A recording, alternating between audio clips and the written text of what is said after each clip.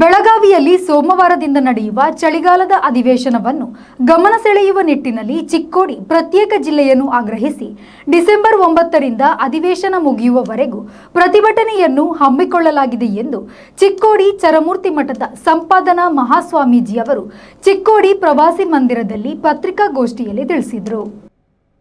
ಕಳೆದ 5 ದಶಕಗಳಿಂದ ಚಿಕ್ಕೋಡಿ ಪ್ರತ್ಯೇಕ ಜಿಲ್ಲೆಗೆ ಆಗ್ರಹಿಸಿ ಹೋರಾಟಗಳನ್ನು, ಸತ್ಯಾಗ್ರಹಗಳನ್ನು, ಧರಣಿಗಳನ್ನು ನಿರಂತರವಾಗಿ ಮಾಡಿಕೊಂಡು ಬರುತ್ತಿದ್ದೇವೆ. ಆದರೂ ಸಹ ಚಿಕ್ಕೋಡಿ ಪ್ರತ್ಯೇಕ ಜಿಲ್ಲೆಯ ಕನಸು ಈಡೇರುತ್ತಿಲ್ಲ. ಚಿಕ್ಕೋಡಿ ಭಾಗದ ಶಾಸಕರು ಜಿಲ್ಲೆಯ ಕುರಿತು ಒಗ್ಗಟ್ಟು ಕಾಣುತ್ತಿಲ್ಲ.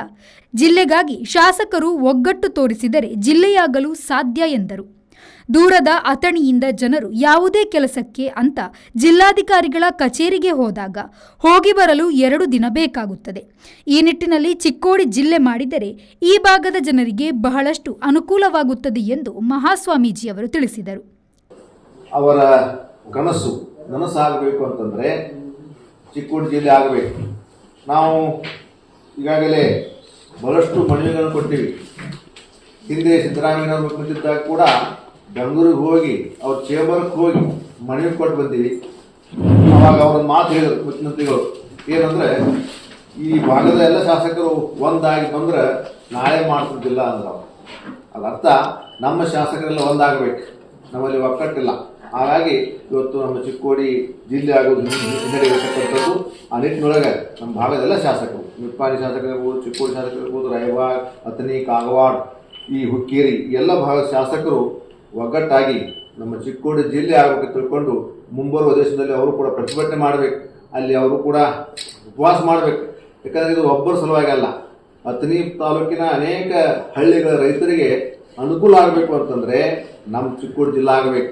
ನಮ್ಮ ಚಿಕ್ಕೋಡಿಗೆ ಏನು ಲಾಭ ಇದ್ದು ಲಾಭ ಆಗೋದ್ರಿಂದ ಅಥಣಿ ತಾಲೂಕಿರ್ತಕ್ಕಂಥ ಎಲ್ಲ ಜನರಿಗೆ, ರೈತರಿಗೆ ಇವತ್ತು 150-60 ಕಿಲೋಮೀಟರ್ ಬೆಳಗಾವಿಗೆ ಹೋಗಿ ಒಬ್ಬ ಬಡ ರೈತ ತನಗೆ ಕೆಲಸ ಮಾಡ್ಕೋಬೇಕಂದ್ರೆ 2 ಸೃಷ್ಟಿ ಮಾಡ್ಬೇಕೈತೆ. ಅಲ್ಲಿ DC ಆಫೀಸ್ ಇರ್ಬೋದು, ಮತ್ತೊಂದು ಆಫೀಸ್ ಇರ್ಬೋದು. ಹೀಗಾಗಿ ಅವೆಲ್ಲ ಕೆಲಸಗಳು ರೈತರ ಅನುಕೂಲ ಆಗೋ ನಿಟ್ಟಿನಲ್ಲಿ ಚಿಕ್ಕೋಡಿ ಜಿಲ್ಲೆ ಆಗಬೇಕು ಅನ್ನುವಂಥ ಹೋರಾಟ ನಮ್ಮಲ್ಲಾಗಿರ್ತಕ್ಕಂಥದ್ದು.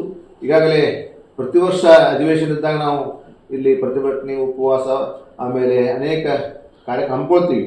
ಆದರೆ ಈ ವರ್ಷ ಮಾತ್ರ ನಮ್ಮೆಲ್ಲ ಜಿಲ್ಲಾ ಹೋರಾಟ ಸಮಿತಿಯವರು ಅದು ಇನ್ನಷ್ಟು ಅದಕ್ಕೆ ಮತ್ತಷ್ಟು ಶಕ್ತಿ ತುಂಬುವ ಸಲುವಾಗಿ ಮತ್ತೇನು ಮಾಡಬೇಕು ಅನ್ನೋದನ್ನು ಮತ್ತೆ ಚರ್ಚೆ ಮಾಡಿಕೊಂಡು ನಾವು 10 ದಿವಸವರೆಗೆ ಇಲ್ಲಿ ಏಷ್ಯಾ ಆಫೀಸ್ ಮುಂದೆ ಪ್ರತಿಭಟನೆ ಮಾಡ್ತೀವಿ. ಆಮೇಲೆ ಊರಲ್ಲಿ ಒಂದು ಪಾದಯಾತ್ರೆ ಮಾಡ್ತೀವಿ. ಜೊತೆಗೆ ನಮ್ಮ ಗಡಿಭಾಗ ಜನರಿಗೆ ಅನುಕೂಲ ಆಗೋ ಸಲುವಾಗಿ ಏನೇನು ಮಾಡಬೇಕು ಅನ್ನೋದನ್ನು ಮತ್ತೆ ನಾವು ಮೀಟಿಂಗ್ ಮಾಡಿ ಮತ್ತೊಂದು ಪ್ರೆಸ್ ಮೀಟ್ ಕರಿತೀವಿ. ಅವಾಗ ಮತ್ತೆ ನೀವು ನಮ್ಮ ಸಹಕಾರ ಕೊಡಬೇಕು. ಇವತ್ತು ಏನಾಗಬೇಕಂದ್ರೆ ಈ ಅಧಿವೇಶನ ಮುಗಿದ್ರೊಳಗನೆ ಮತ್ತೆ ಸಿದ್ದರಾಮಯ್ಯ ಅವರು ಮುಖ್ಯಮಂತ್ರಿ ಇದ್ದಾರೆ, ಮತ್ತು ನಮ್ಮ ಜಿಲ್ಲಾ ಉಸ್ತುವಾರಿ ಸಚಿವರು ಶ್ರೀ ಜಾರಕಿಹೊಳಿ ಅವರು ಮತ್ತು ಲಕ್ಷ್ಮೀ ಹೆಬ್ಬಾಳ್ಕರ್ ಅವರು ಇಬ್ಬರು ಕೂಡ ಹೇಳಿದ್ದಾರೆ ಚಿಕ್ಕೋಡಿ ಮತ್ತು ಗೋಕಾಕ ಜಿಲ್ಲೆ ಮಾಡ್ತದೆ ಅಂತೇಳಿ. ಗೋಕಾಕ ಜಿಲ್ಲೆ ಆಗೋ ಸಲುವಾಗಿ ನಮ್ದು ಏನೂ ತಕರಾರಿಲ್ಲ. ಗೋಕಾಕ ಜಿಲ್ಲೆ ಆಗಲಿ, ನಮ್ಮದು ಮೊದಲಾಗಲಿ. ಯಾಕಂದರೆ ಅದಕ್ಕೆ ಮೊದಲು ನಮ್ಮ ಚಿಕ್ಕೋಡಿ ಆಗಲಿ ಅಂತ ತಿಳ್ಕೊಂಡು ಅವಾಗ ದೇಶ ಪಟ್ಟ ಇರತಕ್ಕಂಥದ್ದು.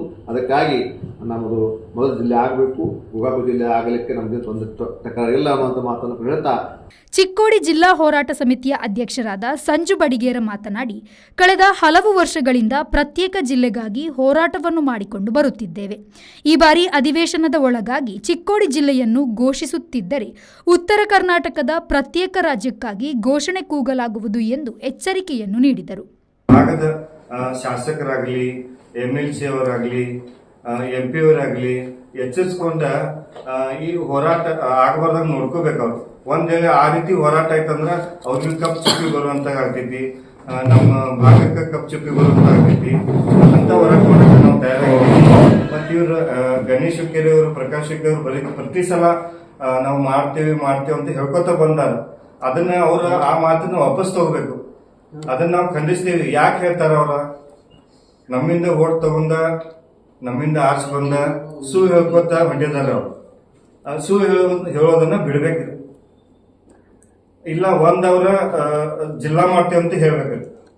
ಇಲ್ಲ ಅಂದ್ರೆ ಅವರ ರಾಜೀನಾಮೆ ಕೊಡುವಂತದ್ದು ಆಗ್ಬೇಕು. ನಾವು ಹಕ್ಕಲೆ ಕೇಳ್ತಿರೋದು. ಯಾಕೆ ನೀವು ಹೇಳ್ತೀರಿ ಚುನಾವಣೆ ಬಂದಾಗ? ನೀವು ಇನ್ನೊಂದ್ಸತಿ ಆ ಮಾತನ್ನ ಹೇಳ್ಬಾರ್ದು.